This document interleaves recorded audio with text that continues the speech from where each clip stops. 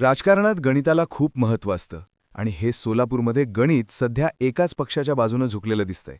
तो पक्ष म्हणजे भारतीय जनता पक्ष. पण या गणितामधूनच सोलापूरचा किंग कोण हा प्रश्न निर्माण झालाय. हा प्रश्न निर्माण होण्याचं कारण आहे विधान परिषदेच्या सोलापूर स्थानिक स्वराज्य संस्थेची निवडणूक.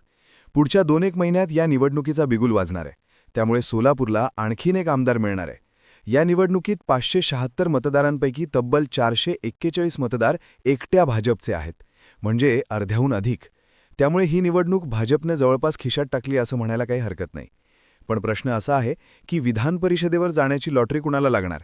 प्रशांत परिचारक, राजन पाटील, राजेंद्र राऊत की राम सातपुते? कुणाचा पारडं जड आहे?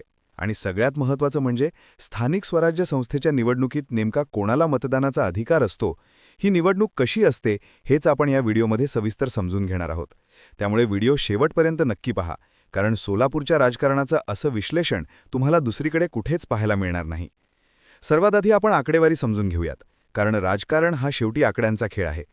सोलापूर स्थानिक स्वराज्य संस्था मतदारसंघात एकूण 576 मतदार आहेत. नुकत्याच झालेल्या महापालिका, जिल्हा परिषद, पंचायत समिती, नगरपरिषद आणि नगरपंचायत निवडणुकांमध्ये भाजपनं ऐतिहासिक कामगिरी केली आहे. सोलापूर जिल्ह्यात कमळ जोरात फुललंय. या 576 पैकी सर्वाधिक मतदार हे भाजपकडे आहेत. जिल्ह्यातील सर्व पक्षांची परिस्थिती काय ते सुद्धा एकदा आपण बघूयात. भाजपकडे 341 मतदार आहेत. शिवसेना शिंदे गट 73 मतदार आहेत. राष्ट्रवादी काँग्रेस अजित पवार गट 50 मतदार आहेत. राष्ट्रवादी काँग्रेस शरद पवार गट 26 मतदार आहेत. शिवसेना ठाकरे गट 30 मतदार आहेत आणि काँग्रेस 15 मतदार आहेत. MIM 8 मतदार आहेत. इतर स्थानिक आघाड्या व पक्षाचे 32 मतदार आहेत. या आकडेवरून एक गोष्ट स्पष्ट होते की हे निवडणूक जिंकण्यासाठी आवश्यक असलेला जादुई आकडा किंवा बहुमत भाजपकडे सोबळावर आहे. विजयासाठी कोणाच्याही कुबड्यांची गरज भाजपला नाही. त्यामुळे इथे लढाई विरोधकांची नाही, तर पक्षांतर्गत तिकीट मिळवण्यासाठी आहे. या निवडणुकीचं सर्वात मोठं वैशिष्ट्य म्हणजे गुप्त मतदान. इथे उघडपणे हात वर करून मतदान होत नाही.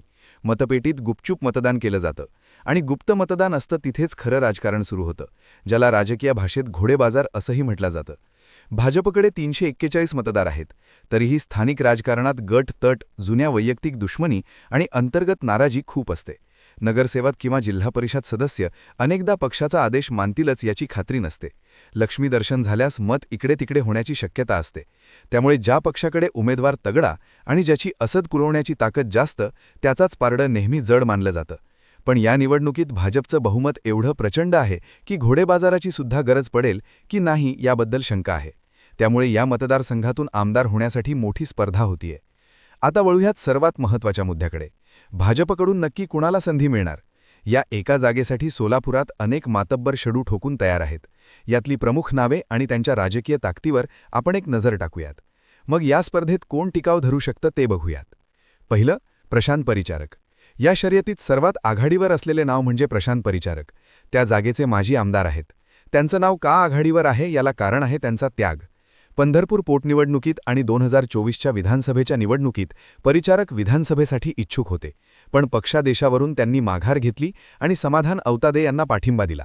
त्यावेळी भाजपचे तत्कालीन प्रदेशाध्यक्ष चंद्रशेखर बावनकुळे यांनी जाहीरपणे सांगितलं होतं की परिचारक लवकरच विधिमंडळात दिसतील. त्यामुळे त्यांचा दावा या जागेवर सर्वात प्रबळ मानला जातोय. शब्दाला जागायचं ठरलं तर परिचारकांचं नाव फायनल होऊ शकतं. दुसरं, राजन पाटील. मोहोळचे माजी आमदार आणि सध्याचे भाजप नेते राजन पाटील हे दुसरं मोठं नाव. ते 4-1 महिन्यापूर्वीच राष्ट्रवादीमधून भाजपमध्ये आलेत. त्यांच्याकडे स्थानिक संस्थांमध्ये स्वतःची मोठी ताकद आहे. पाटलांचा मोहोळ मतदारसंघ अनुसूचित जाती प्रवर्गासाठी राखीव आहे. त्यामुळे 2009 पासून ते आमदारकीपासून वंचित आहेत. मात्र गेल्या वेळचा अपवाद वगळला तर मोहोळच्या निवडणुकीत राजन पाटील यांचा शब्द चालला. यावेळी मात्र तुतारींच्या चिन्हावर राजूकर हे निवडून येणं हा राजन पाटीलसाठी मोठा धक्का मानला गेला. त्यानंतर त्यांनी अलीकडे भाजपमध्ये प्रवेश केला. तालुक्यातील स्थानिक स्वराज्य संस्था, विशेषतः नगरपरिषद आणि पंचायत समितीवर त्यांचं वर्चस्व आहे. पक्षानं नवीन चेहऱ्याला किंवा आयाताला संधी द्यायचा शब्द दिला तर राजन पाटील यांचं नाव नक्कीच विचारात घेतलं जाऊ शकतं. तिसरं, राम सातपुते. माळशिरसचे माजी आमदार आणि भाजपच्या युवा फळ्यातील आक्रमक चेहरा. राम सातपुते हे मुख्यमंत्री देवेंद्र फडणवीस यांच्या निकटवर्तीय मानले जातात. सोलापूर लोकसभेतील पराभवानंतरही त्यांना पक्षानं विधानसभेचं तिकीट दिलं. दोन्ही ठिकाणी अंगाला गुलाल लागला नाही. त्यानंतर त्यांच्या पत्नीला जिल्हा परिषद तिकीट मिळालं आणि सातपुत्यांच्या अंगाला गुलाल लागला. मोहिते पाटलांसारख्या बड्या नेत्याशी पंगा घेणं ही सातपुत्यांची जमेची बाजू आहे.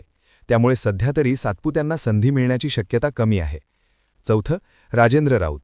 बार्शीचे माजी आमदार राजेंद्र राऊत यांनी नगरपरिषद पाठोपाठ झेडपी आणि पंचायत समिती निवडणुकीत तालुक्यात आपलं निर्विवाद वर्चस्व सिद्ध केलं. सर्व विरोधक एकवटलेले असतानाही जिल्हा परिषद आणि पंचायत समितीच्या तालुक्यातील सर्व जागा जिंकून त्यांनी आपली ताकद दाखवून दिली. सलग 5व्यांदा त्यांनी पंचायत समितीवर सत्ता राखली. तसेच ऐन विधानसभा निवडणुकीच्या तोंडावर देवेंद्र फडणवीस यांच्या समर्थनात आणि मनोज दरांगे पाटील यांच्या विरोधात भूमिका घेतल्यानं ते चर्चेत आले होते. परिणामी त्यांना पराभवाचं तोंड बघावं लागलं. पराभव झाला असला तरी यामुळे त्यांची फडणवीसांशी आणखीन जवळीक वाढली आहे. तसंच ज्याची ताकद त्याला तिकीट या न्यायानं राऊत हे सुद्धा प्रबळ दावेदार आहेत. मंत्री चंद्रकांत पाटील यांनी राऊत यांच्या आमदारकीसाठी भगवंताकडे प्रार्थना केल्याचं बार्शीत जाऊन सांगितलंय. हेही ध्यानात घेतलं पाहिजे. पण एकदा का विधान परिषदेवर गेलं की विधानसभा निवडणुकीत मात्र त्यांची दावेदारी कमजोर होऊ शकते. मागच्या दारानं आमदार झाला अशी टीका होऊ शकते. त्यामुळे राजाभाऊ राऊत हे ऐनवेळी किती इच्छुक राहतात हाही महत्त्वाचा मुद्दा आहे. 5वं, दिलीप माने आणि शहाजी पवार. काँग्रेसमधून आलेले दिलीप माने आणि भाजपचे जुने नेते शहाजी पवार यांचीही नावं चर्चेत आहेत. दिलीप माने यांनी अनेकदा पक्षांतर केली असली तरी त्यांची वैयक्तिक ताकद खूप मोठी आहे. दुसरीकडे शहाजी पवार हे भाजपचे जुने आणि निष्ठावान कार्यकर्ते आहेत. पण दोघांचा नंबर लागण्याची शक्यता सध्या तरी दिसत नाहीये. आता प्रश्न येतो की फायनल तिकीट कोणाला मिळणार. एकीकडे प्रशांत परिचारक आहेत, ज्यांनी पक्षासाठी थांबायची भूमिका घेतली आणि शब्दाची वाट पाहत आहेत. दुसरीकडे राजन पाटील आणि दिलीप माने यांच्यासारखे नेते आहेत, जे इतर पक्षांमधून भाजपमध्ये आलेत आणि त्यांच्या पुनर्वसनाची गरज आहे. आणि तिसरीकडे राजा राऊत यांच्यासारखा लढवय्या नेता आहे. पण एक गोष्ट नक्की, सोलापूर विधान परिषद ही जागा भाजपसाठी म्हणजेच घरचं कार्य आहे. विजय निश्चित आहे. फक्त नवरदेव कोण एवढाच प्रश्न बाकी आहे. 576 पैकी 341 मतदारांच्या पाठिंब्या असल्यानं भाजपचं उमेदवार जिंकून येणार हे नक्की.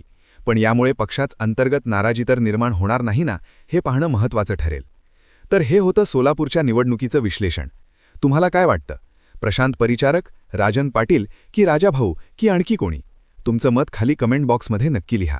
व्हिडिओ आवडला असेल तर लाईक करा आणि मित्रमंडळी शेअर करायला विसरू नका. तुम्ही सोलापूर जिल्ह्यातील असाल तर तुमच्या भागातील परिस्थिती काय आहे ते सुद्धा आम्हाला कळवा. राजकीय विश्लेषण आणि अशाच अभ्यासपूर्ण व्हिडिओसाठी आमच्या चॅनलला सबस्क्राईब करायला विसरू नका.